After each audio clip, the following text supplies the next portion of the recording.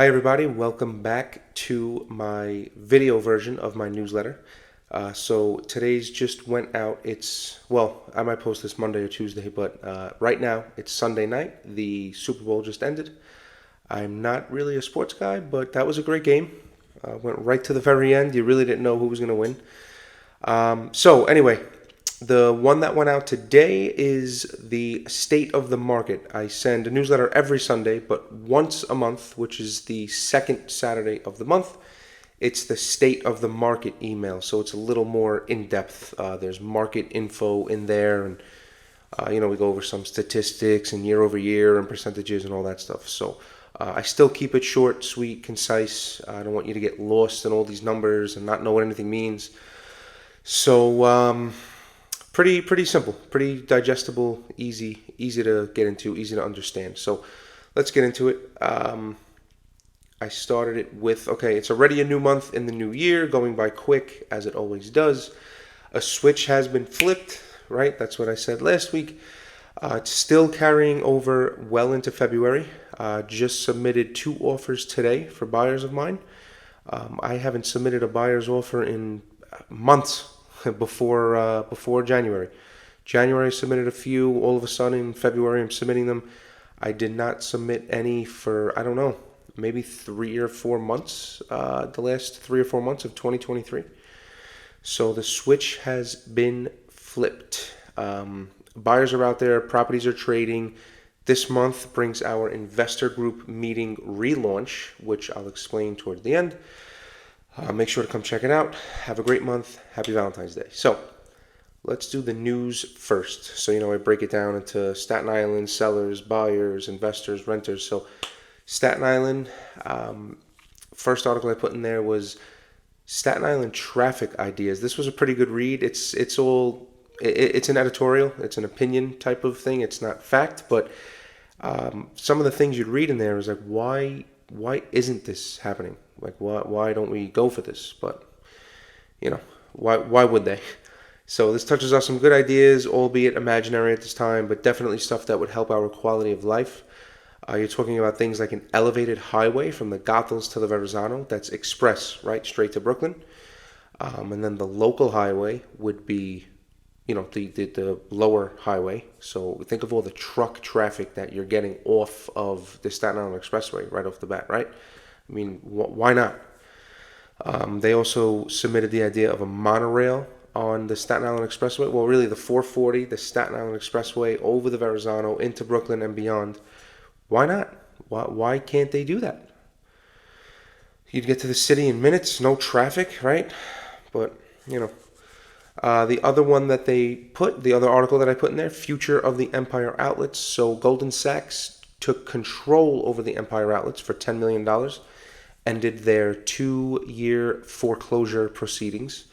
The Empire Outlets were built for $350 million, and it's been lackluster. If you actually go there, it's a world-class destination. It's beautiful. It's just missing food. I mean, it's missing things that kind of pull people in. Now, it did open up in 2019, so you had a year later. Obviously, you had COVID. The whole world shut down. I'm sure that's playing into the vacancies and everything. But the world is open. Everything's open. Everyone's spending money. They have to attract some businesses in there and get some things going because, like I said last week, right, 60 million people visit New York City every year.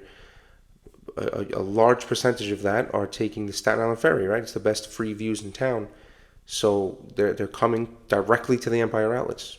Why can't we keep them there for a little bit before they get right on a boat to go back the other way? It just doesn't make sense. Nothing on Staten Island makes sense. So sellers, all cash sales are elevated. That's the first article I put. Last year was the second highest year of cash sales since 1991. Why? Higher rates, right? If someone's they don't want to pay 8% interest, or on a commercial property, 10% interest, 12% interest. So if they have the cash, it's difficult to make 12% on your money, or 10%, or 8%, or 6% on your money. Well, right now, savings and yields and all that stuff there. Money market accounts and all that, they're giving you 5.5%, 5%, 5.25%. But 8%. It's hard to make 8% on your money. So if somebody has that cash sitting around, they're just buying the property outright, right? Next one, future listings will be virtual. This is more geared towards realtors. Like, get your shit together, right? If you're listing properties, it's very monogamous, right? It's posted. Here's your pictures. They're saying that you should be doing drone videos, tours, and stuff, which of course I always do. I don't care what I'm selling. $180,000 co-op or a $1.8 million house on Toad Hill. It's always getting professional pictures and drone videos and this and that. But they're saying in the future it's going to be, think like Apple, the Vision Pro things, right?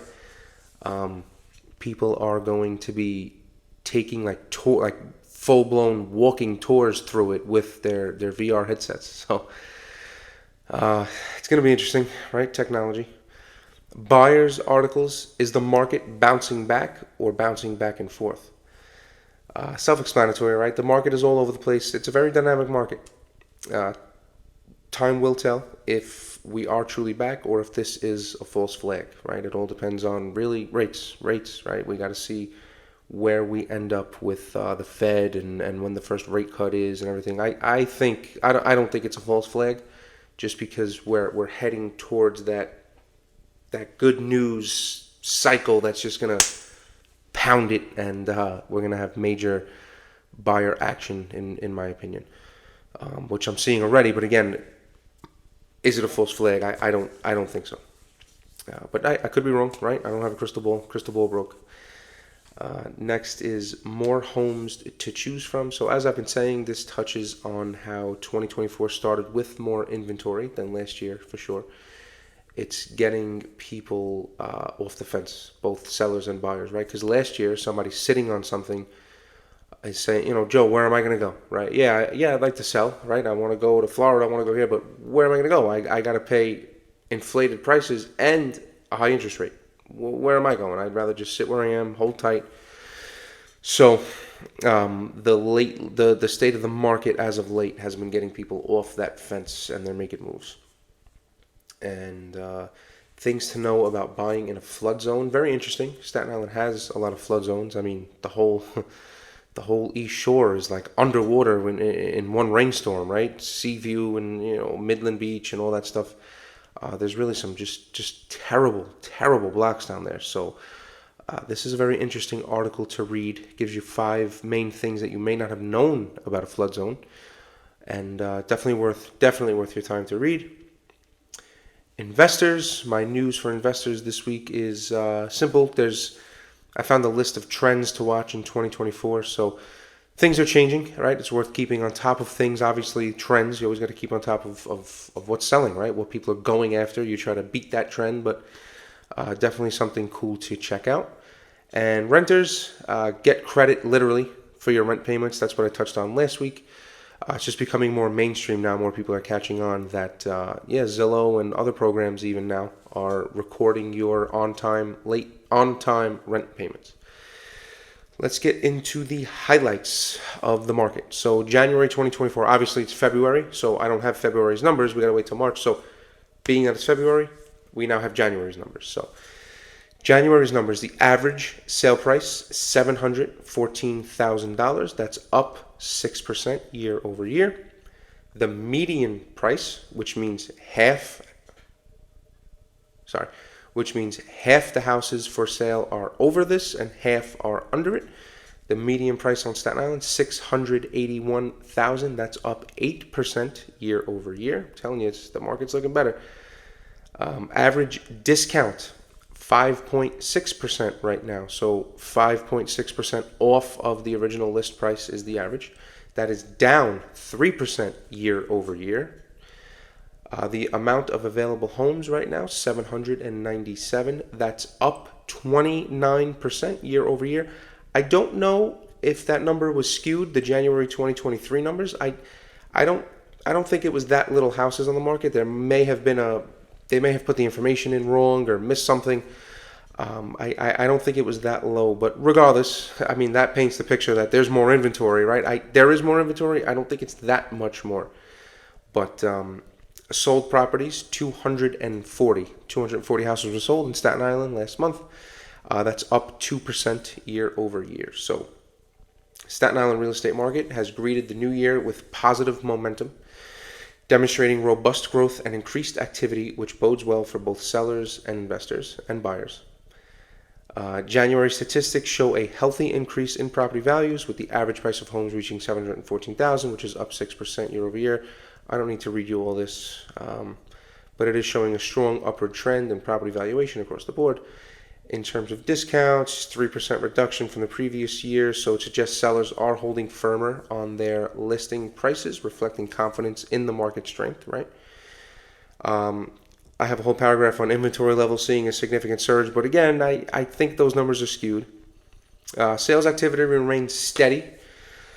It's a slight improvement, but it's showing consistent demand, right? There's consistent demand, stable pace in the housing market on Staten Island. So all of this points to a market that's gaining steam, right? With rising property values, expanding inventory.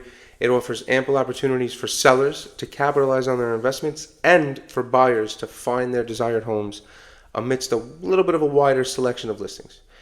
I always put the average Staten Island apartment prices: studios, about $1,200. A one bedroom, about $1,600. Two bedrooms are about $2,100. Three bedrooms are about $2,800 a month. Properties that I currently have available, I'll go through this very briefly every week. 306 Alyssa Way, I have a ton of showings on it.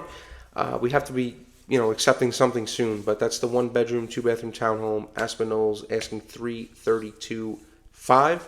181 Port Richmond Avenue, beautiful bank, a 100-year-old bank property, still has the vault and everything in the basement. A lot of interest as a wedding hall, event space, party room. They're asking $1.5 million. Definitely something to check out. It's so cool. 90 Bay Street Landing, $6K, complete luxury condo looking at Manhattan, 6th floor, balcony, complete everything. It's like you're living in the Waldorf Astoria. You can control the whole condo with an iPad. Very, very cool. Asking $675. And then 7126 Amboy Road. That is a humongous Victorian home we have for sale. It's a short sale. Great for an end user. The bank just approved the price of $1.1 million. Mortgage rate corner. So 30-year fixed is hovering around 6.9. We're still under 7, as we have been for a few months now. With all the good news, it feels like we're kind of sitting here. So highlighting Staten Island, I'll always mention that. That's my really fun marketing project. We go around highlighting, showing off businesses on the island. It's a free service for them, and we've done 76 episodes so far. I'm posting 77 this Thursday. We post every Thursday, and we get you, the consumer, we get you discounts to every place, giveaways. It's a really cool thing, and it's really been taking off. We have really big things happening end of this year, probably third quarter or so.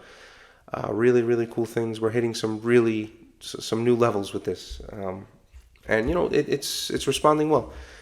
We just posted this week the Sandwich Shop, which is a shop located in Great Kills.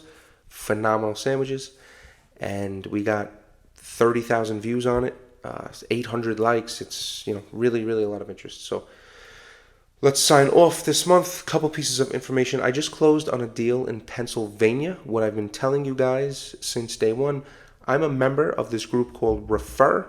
We have top agents in many major markets around the country and Canada. So if you reach out to me, hey Joe, I'm looking to move to Wyoming, if you can help me here, I need to find some. No, I'll find you the person in Wyoming. I have people everywhere. So a friend reached out to me, hey Joe, are you licensed in Pennsylvania? I tried to do the whole Airbnb thing in the Poconos. It didn't work out.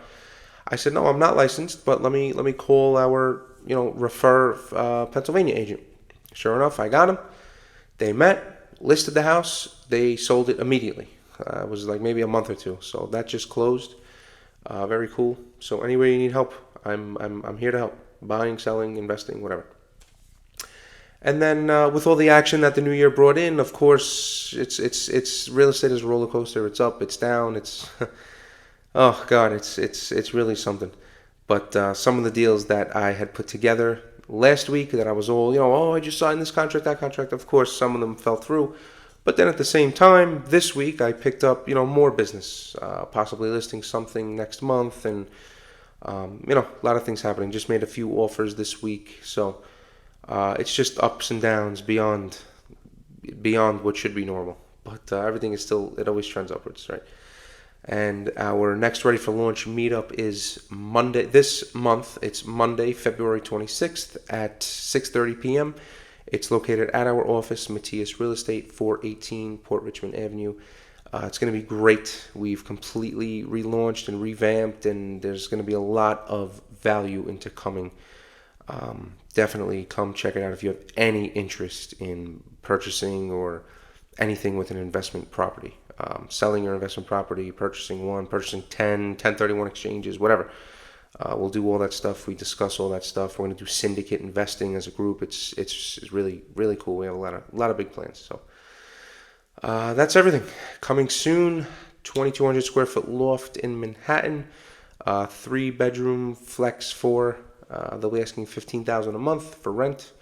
A 4-family in Brooklyn, Sunset Park, that will be hitting the market next month, let's hope. Bungalow in Newport Beach, and a 2-family in Canarsie in the mid to high 800s. More info to come on any of that. Let me know if you need any further info on that.